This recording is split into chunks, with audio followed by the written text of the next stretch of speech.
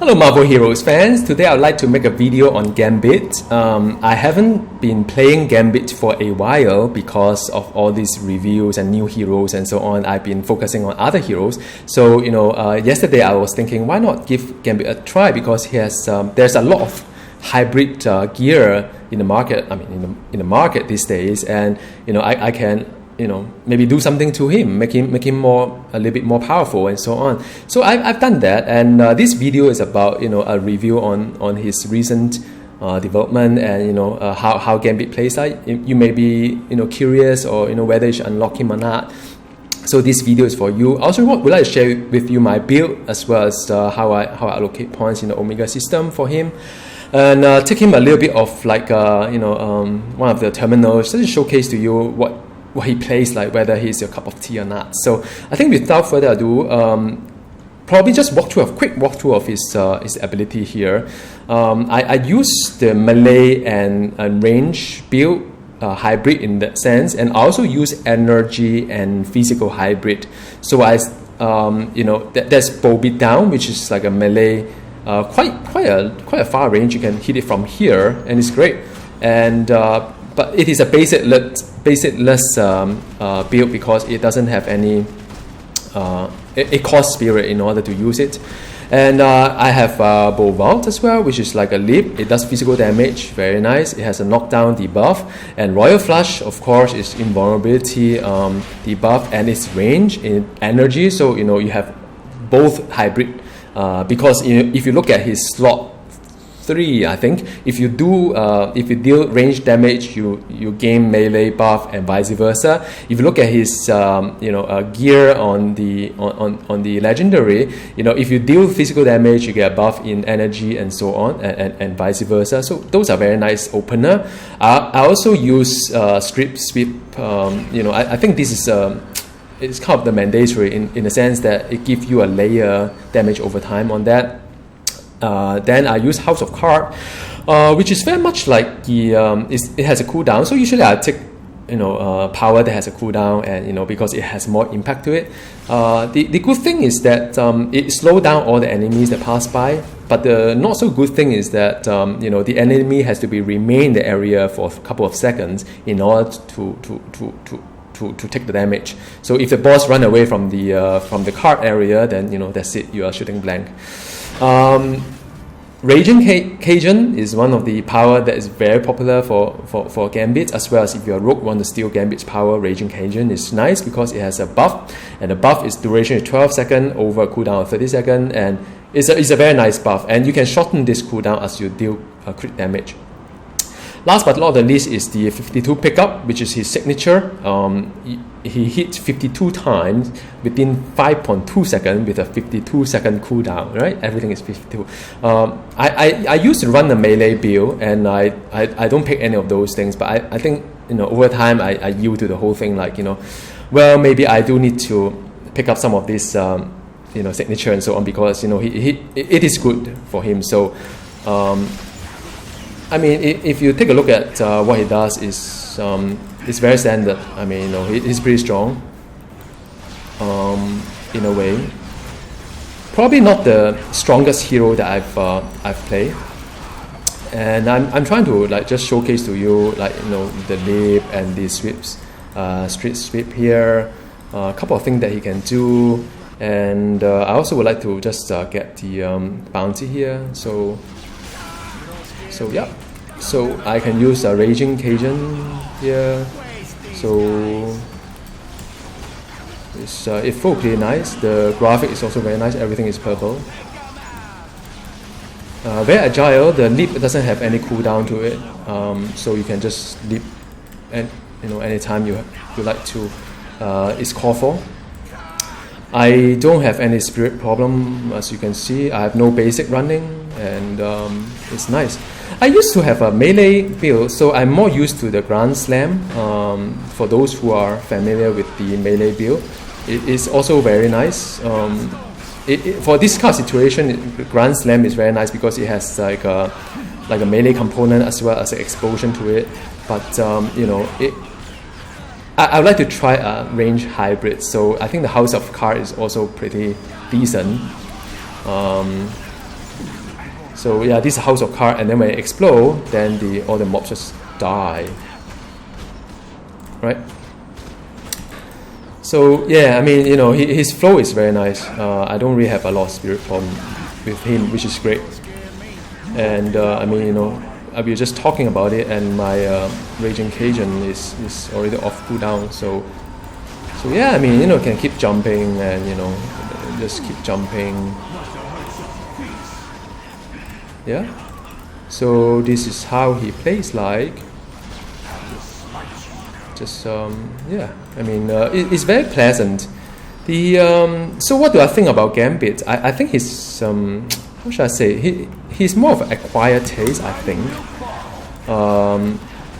You have to be pretty committed in order to build Gambit up, because there are a lot of other heroes, like stronger heroes out there these days, whereby you don't need to work so hard in order to get to where you want. His acquired taste because okay, let me just focus here. So I want to show you a signature here. So this is signature. So it just shoot a lot of like cards, and it looks wonderful. And well, I mean, it's great because I can just kill Gambit without this bullseyes getting a shot on me, which is what the standard is. I mean, and I mean, if I didn't just move away just now to show you what his signature is like, then I probably can kill him a little bit faster. But nevertheless, I wanted to show you it is a range power, the signature, which is throwing 52 cards up front. So it is a very decent hero. Now, why do I say it's acquired taste? I'll show you why. Let me just go back to the base now. He's an acquired taste because, first of all, his movement is all about he doesn't teleport like many heroes. So if you go to terminals like Mandarin or like Magneto, you have a lot of platform to go through, stairs to go through, and sort of like it doesn't move that fast. I mean, if you use him for cosmic rushing, boss rushing, it's probably not something that I would recommend using. Although I know there's a lot of Gambit fans who's going to shoot darts at me with their eyes, but I mean, it is what it is. He doesn't really travel fast. His animation a little bit like slow here and there, and also his starting crit is very low. So previously I had a Gunil on him as a legendary, so that works out pretty okay. But I thought, because he's a hybrid, so I want to just try hybrid. And so what I've done is that without all this gear, his crit I think is less than 20%, which is totally unacceptable as any hero in endgame. But the reality is that he has three passive, right? None of them give you any crit. So he has one that is for melee, which is give you the health and defense. And by the way, all this high health and defense, I feel that he's still taking quite a lot of damage. I used to medkit quite a fair bit. And maybe just my play style. Then, another one is to buff his range power that give you a spirit on return, and it give you extra spirit, which is very nice. But it also means that, you need to have two passive in order to make him, viable for both melee and range build, versus say Psylocke just like one passive, and that works for her, and she can toggle all the physical damage into mental, while Gambit can't. The reason why I mentioned Psylocke is that I think there's a lot of in common in a sense between the two, and more than just purple. And there's another passive which I'm unable to max it up because it's ridiculous. You can't take three passive and just max them up because you lose out a lot of other possibilities out there. But this passive is for his defense. So so I have these three passive there. Things that I max are like the bow beat down that I talk about. The street sweep bow beat down is the one that I maxed out. The what else? The 52 pickup, which is signature, I maxed out as well. House of Card, the one that explode after a couple of seconds, I maxed out as well. Royal Flush, I don't really have enough points to max it out, but I do whatever points I remain to it, I dump it into it. And Raging Cajun, of course, that is like bread and butter of a hybrid of a Gambit build. In terms of gear, my gear choice is very standard because the priority is crit. So unlike Magneto, unlike Venom, that you even if you don't try, you have like you hit the crit, the crit diminishing return. But for Gambit, no, you have to really try really hard. So what I've done is that for artifact, whenever possible, like I use the artifact like this one for the crit. Even for this one, I've got quite a nice roll for this one because it's close to like 400-500 on both physical and energy, as well as there's a crit component to it. So these are great. And I have the Taskmaster fighting for loser guide, which give you both range and melee as crit. So it is also pretty nice as well. Although a lot of people don't really like Taskmaster artifact, thinking that it's not that great. But I think for some build, like for Gambit, which is re-starving for crit, you really need to go all out for anything that you have on crit. For Rune Word hybrid, there's no other choices. Power Dupe, bar none, the best, because of the spirit component to it, as well as the offensive part of it. Even for rings, I choose those that has a crit. For insignia, also I choose one that has a crit to it. And costume affixes, no brainer, all crit damage, don't need to think about it. And I have the 25% on health and spirit when I use a med kit, very standard. I managed to get one that gives me damage rating to both physical and energy, which is great.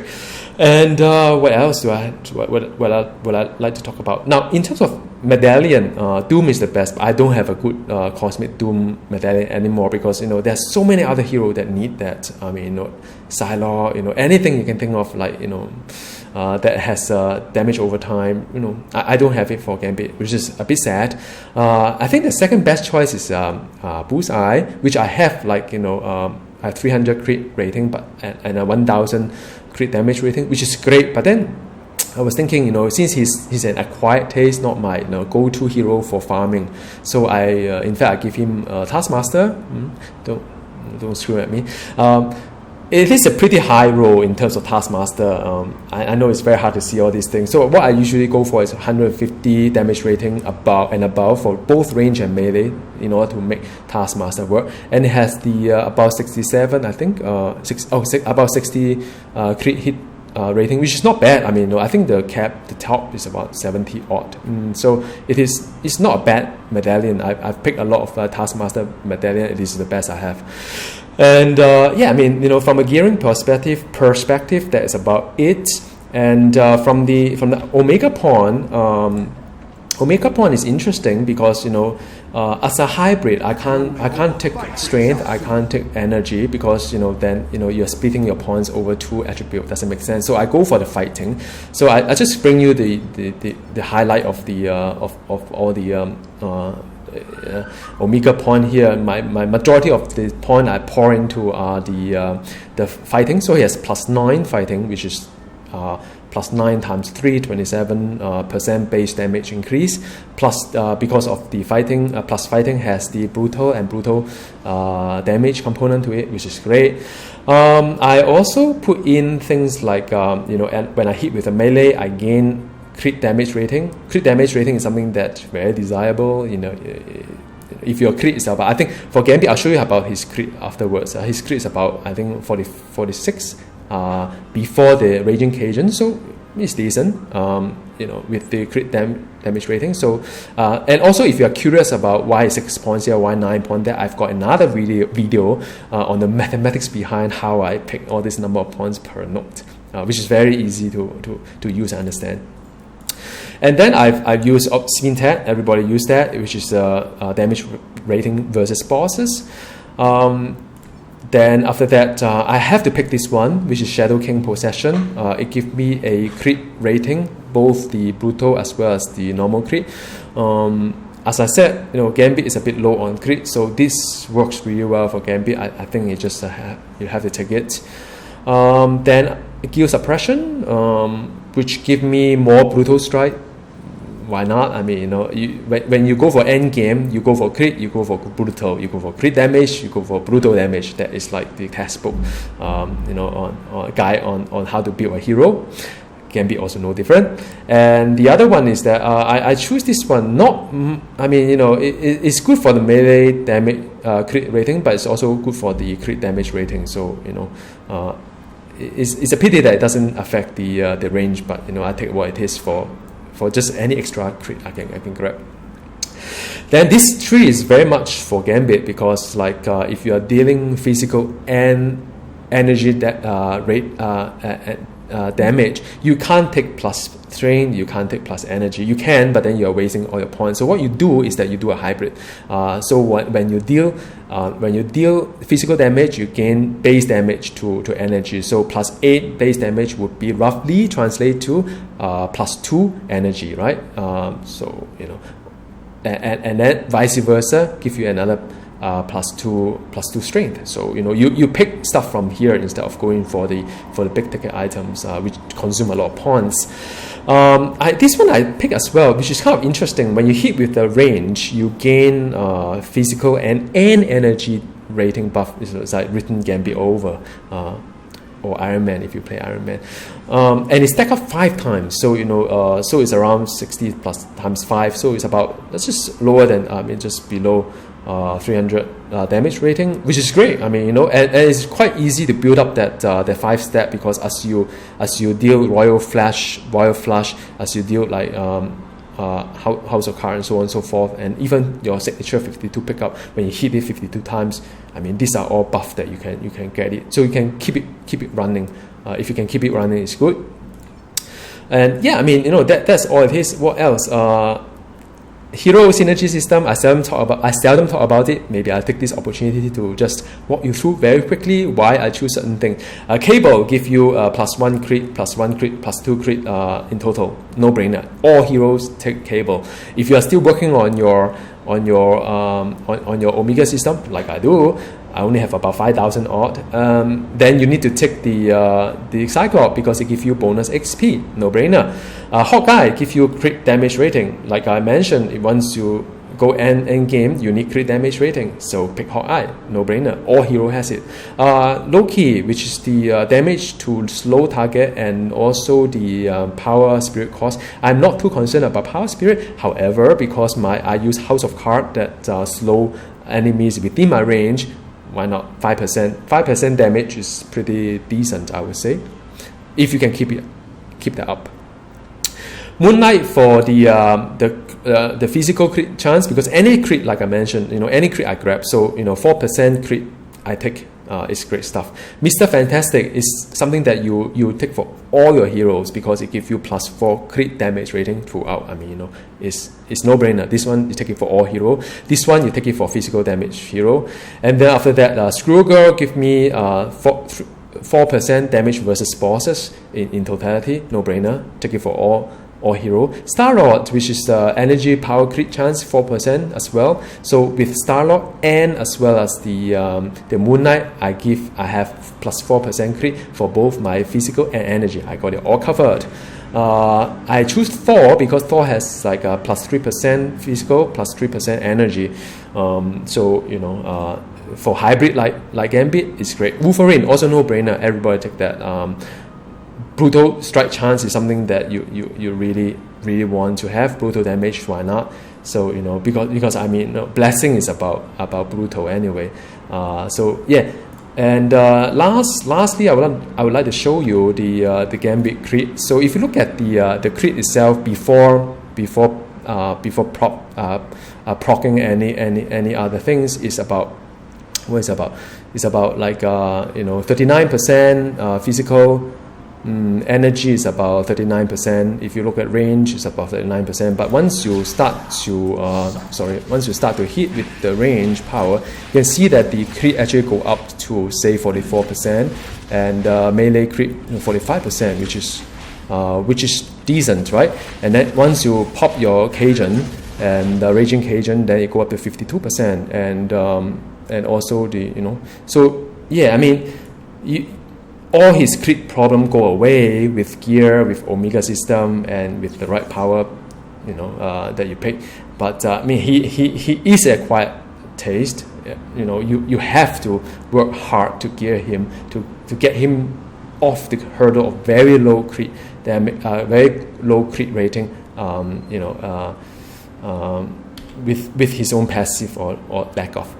So in any case, I hope you enjoyed this video, and and he's a great he's a great character to play. I love his sound file, his style, everything. And I mean, you have another Gambit with the white as well, white costume. And if you are very rich and you like to buy fortune card, he has a shirtless costume as well. I don't know, girls go crazy over shirtless Gambit for obvious reason. So anyway, hope you enjoy this video, and leave comments to me, question, whatnot. You can contact me in game. So I hope you get to play Gambit one day and share with you your point about Gambit. So have a nice day. Bye.